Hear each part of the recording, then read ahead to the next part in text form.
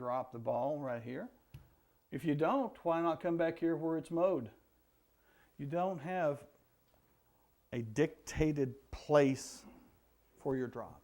Okay, you want your best opportunity to play the next shot, and it might be a few yards farther than where that hazard is. We have what we unlovingly call the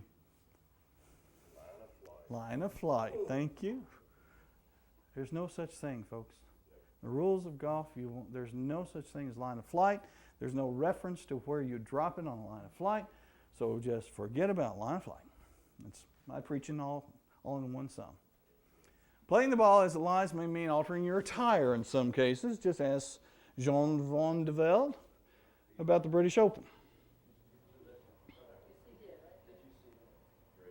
You remember that?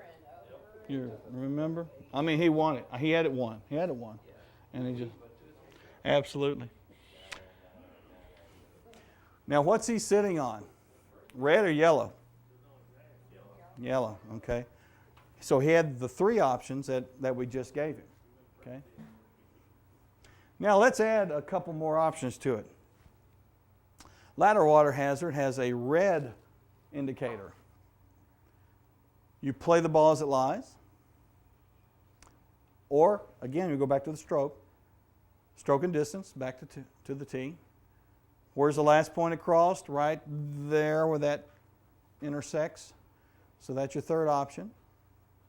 Now we get to play with the red options, right? The lateral options. This is a lateral because there's no direct crossing of a hazard to get to the hole we're playing. That's why we've done it this way. So this is the point of reference. We're going to get 2 club lengths no closer to the hole within taking 1 penalty stroke and dropping. What about that 5th one? Well, let's talk about the 5th one. What is the opposite margin? Well, if this is the margin across, the opposite is here. Okay, just pure simple math. Math? I don't know if it's math or not. Equidistance. What is equidistance? Well, this is the point we crossed. From this hole to here, we're going to estimate it. 100 yards, maybe.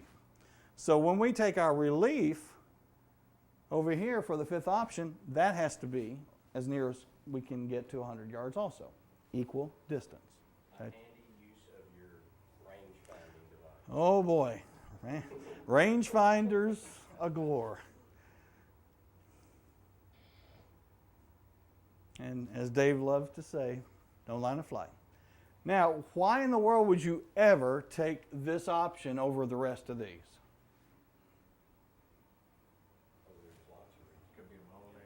There you go. Sure. Better lie over here? Yeah, this is a whole nother hole. By the way, the maintenance just swiped it down this morning. They haven't even gotten to this one. Yeah, why not? Let's take that advantage while we can. While you're on that, there's some cases where the lateral can become a water hazard. It's red for a certain length of time, and at some point it becomes yellow. Your ball crosses right at that point. How do you determine whether it crossed yellow or red? You got a red and a yellow and it crossed right between them? Well, it crossed right. It's so close that you can't tell whether it was yellow or whether it was red. Well, either the committee's done a really poor job of setting it up, or you're going to get a really nice gift. You know, why not take the lateral option?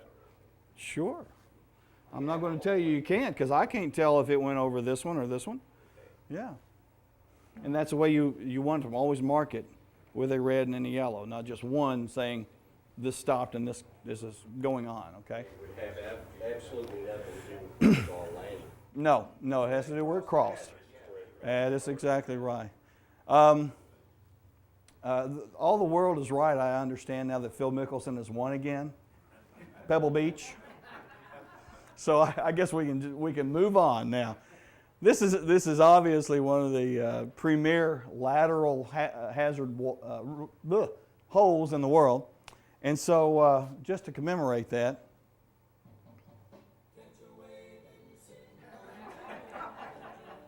Thank you for doing that. They ship that in from Hawaii or wherever it comes from. But obviously, oh hush. Anyway. So obviously